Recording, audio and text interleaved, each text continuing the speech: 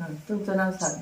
माझं नाव बाबासाहेब गणपत शिरसाट, राहणार घोगरगाव, तालुका नेवासा, जिल्हा अहमदनगर. तुम्हाला काय त्रास होता? मला त्रास असा होत होता की कंबर दुखायचं, पाय दुखायचे, चालताना पायाचे असे गोळे उलट होत होते, डोक्यात चक्कर येत होते. चक्कर आल्यानंतर अशा डोळ्याला अंधार येत होत्या.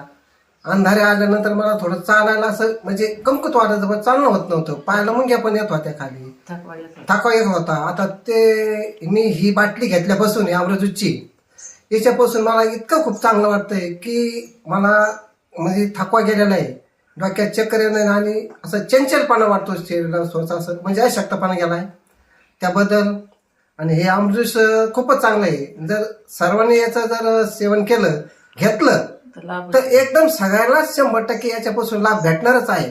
आणि हे घ्यावा अशी माझी सर्वांना माझी विनंती आहे.